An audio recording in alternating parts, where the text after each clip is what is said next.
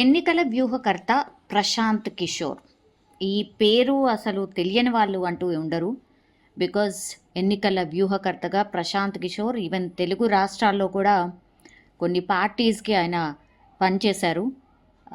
బీఆర్ఎస్కి కావచ్చు, లేదంటే వైఎస్ఆర్సీపీకి కావచ్చు, బీజేపీకి సెంట్రల్లో కావచ్చు. సో డిఫరెంట్ ఎలక్షన్స్లో డిఫరెంట్ పార్టీస్కి ఆయన వ్యూహకర్తగా పనిచేశారు. సో ఈ పేరు అంటే ప్రశాంత్ కిషోర్ పేరు అంటూ తెలియని వాళ్ళు అంటూ ఎవరు ఉండరు.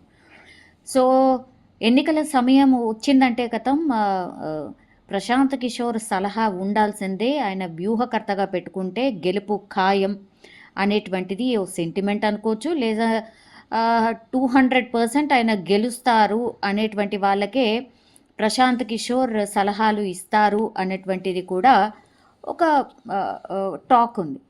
సో ఆయన రీసెంట్లీ ఇన్ ద సెన్స్ ఒక 2-3 ఏళ్ల క్రితమే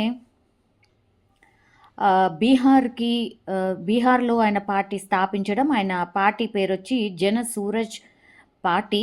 సో ఆయన రాజకీయ వ్యూహకర్త కాదు, ఇప్పుడు రాజకీయ నేతగా ఒక రాజకీయ పార్టీని లీడ్ చేస్తూ ఉన్నారు. సో మరికొన్ని రోజుల్లోనే అక్కడ బీహార్లో అసెంబ్లీ ఉప ఎన్నికలు జరగబోతున్నాయి, ఒక 4 నియోజకవర్గాల్లో. సో అందులో భాగంగానే బీహార్లోని బెలగంజ్లో ఎన్నికల ప్రచారం నిర్వహిస్తున్న సమయంలో ఆయన నిజంగానే ఒక సెన్సేషనల్ కామెంట్స్ అనుకోవచ్చు. ఎందుకంటే ఎంత తీసుకుంటారు, ఏంటి, ప్రశాంత్ కిషోర్ ఫీజు ఎంత, ఇట్లాంటివైతే చాలా టైమ్స్ మాట్లాడారు. ఓకే, కోట్లల్లో ఉండొచ్చు అనేది కూడా ఒక టాక్ ఉండింది.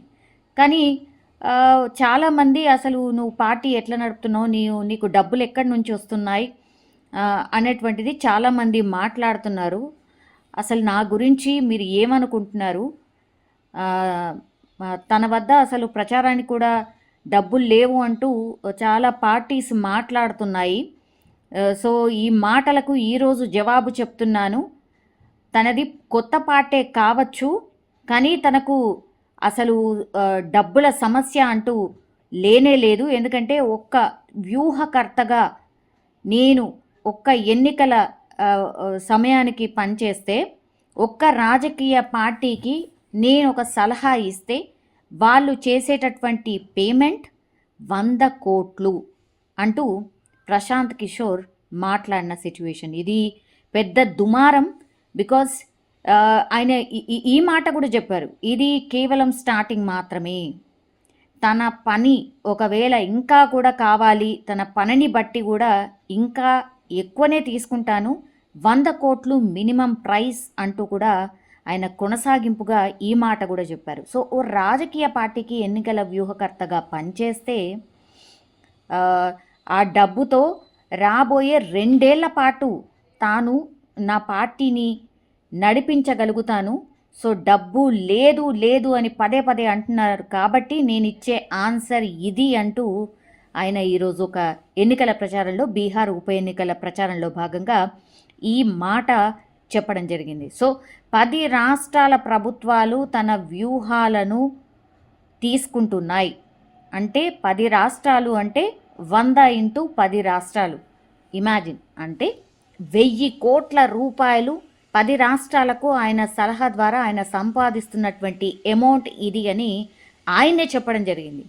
సో అసలు నా పార్టీకి ఏమీ లేదు, అసలు టెంట్లు వేసుకునే డబ్బులు లేవు, గొడుగులు కూడా లేవు, అసలు నీ దగ్గర ఏమీ లేదు అని పదే ప్రచారం చేసుకున్నారు.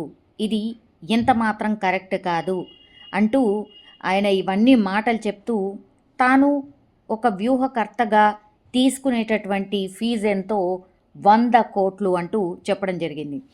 సో ఆయన మరి చాలా రాజకీయాల్లో చాలామంది ఇట్లాంటి రెచ్చగొట్టే వ్యాఖ్యలు చేయడం, ఒకళ్ళు పర్సనల్గా కూడా విమర్శలు చేసుకోవడం, ఇవన్నీ కూడా మనం చూస్తూనే ఉంటాం. బట్ ఈయన బహిరంగంగానే బయటకు వచ్చి ఒక సభా వేదిక మీద 100 కోట్ల నా ఫీజు 100 కోట్లు అని చెప్పారు. కాబట్టి ఇప్పుడు మరి ఏవైనా కంప్లైంట్ ఎవరైనా ఇవ్వబోతున్నారా?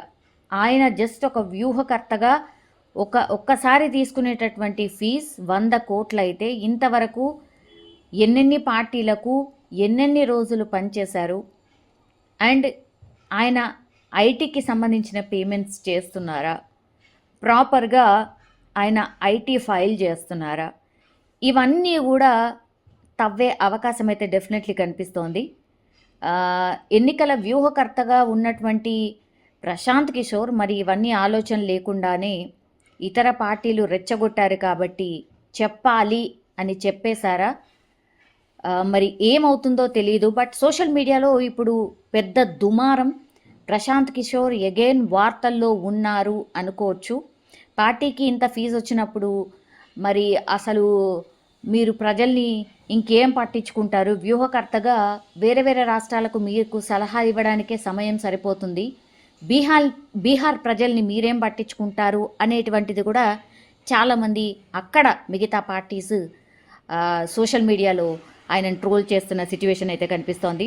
బట్ ఇది ఎటు దారి తీస్తుంది, మరి సెల్ఫ్ గోల్ చేసుకున్నారా ప్రశాంత్ కిషోర్? ఆయన ఒక వ్యూహకర్త, కానీ వ్యూహం లేకుండానే ప్రశాంత్ కిషోర్ మరి మాట్లాడారా అనేది చాలామంది రాజకీయ విశ్లేషకులు కూడా మాట్లాడుతున్నటువంటి సిచ్యువేషన్. కానీ ఒక ఎన్నికల్లో ఒక వ్యూహకర్తగా ప్రశాంత్ కిషోర్ ఒక్కసారి తీసుకునే ఫీజ్ 100 కోట్ల.